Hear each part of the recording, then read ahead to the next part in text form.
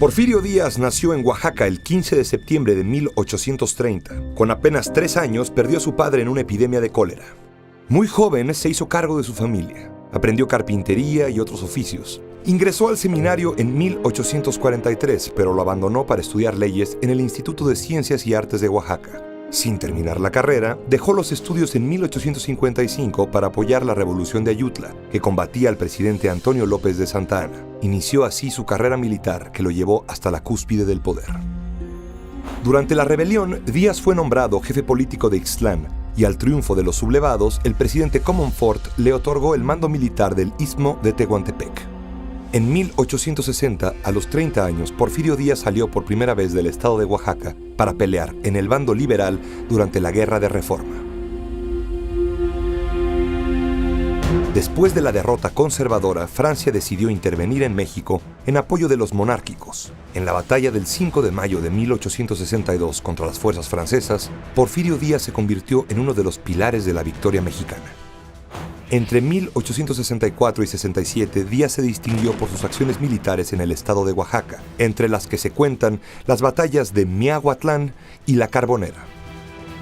Cuando las fuerzas francesas se retiraron, Díaz avanzó sobre la ciudad de Puebla y logró tomarla. A partir de entonces se le llamó el héroe del 2 de abril.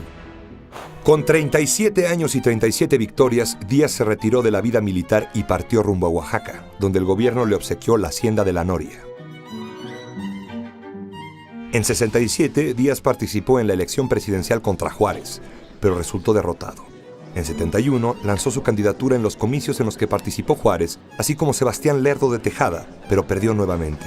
Esta vez no estaba dispuesto a aceptar la derrota y se rebeló en contra del gobierno, levantando la bandera de la no reelección. El presidente Benito Juárez, su viejo líder y mentor, murió en 1872 mientras Díaz se rebelaba.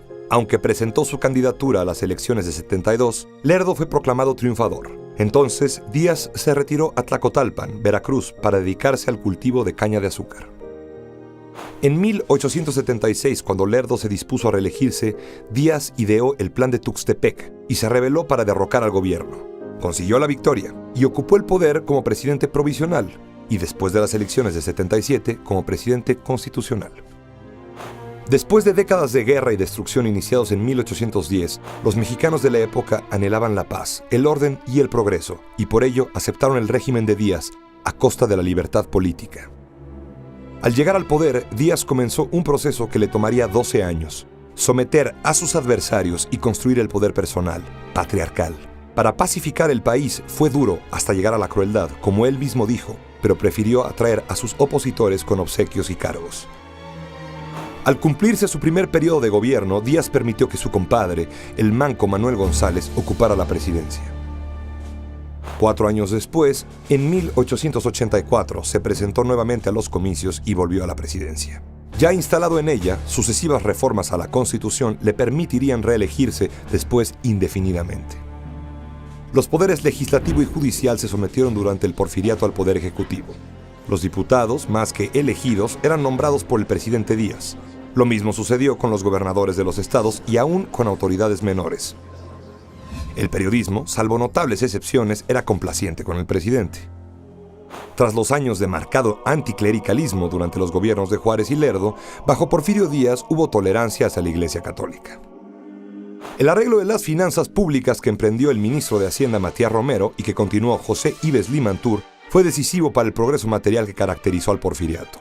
En 1895 se logró el primer excedente en las finanzas públicas en la historia del país, y durante estos años, México pasó de unos cuantos cientos a 19,000 kilómetros de vías férreas. Cientos de nuevas fábricas textiles de cerveza, vidrio, acero se fundaron en diversas ciudades como Monterrey, Toluca, Puebla, Orizaba, Guadalajara y la propia capital del país.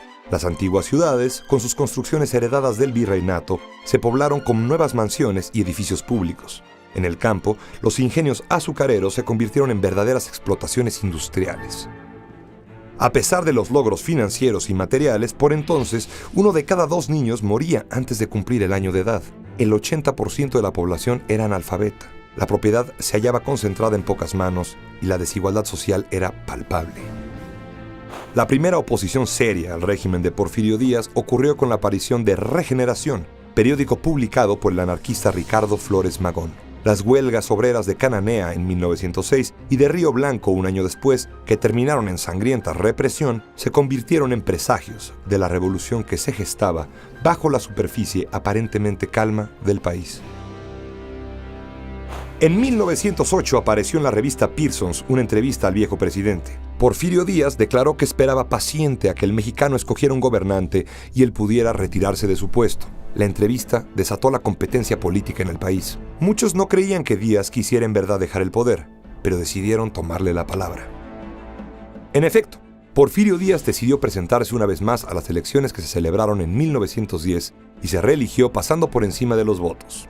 El viejo dictador había decidido encabezar él mismo, a los 80 años y como presidente, los festejos por el centenario de la independencia de México que se habían venido preparando con todo lujo. Pero el estruendo del centenario nacional se confundió con otro estruendo, el del inicio de la revolución que, encabezada por Francisco I. Madero y bajo la bandera de la no reelección que el mismo Díaz había defendido años atrás, avanzaba triunfante. El 25 de mayo de 1911, agobiado por las derrotas, la enfermedad y la edad, Porfirio Díaz presentó su renuncia al Congreso. Poco después partió a su destierro a bordo del barco Ipiranga, rumbo a Francia, el exilio, en el que moriría en 1915. Sus restos siguen en París.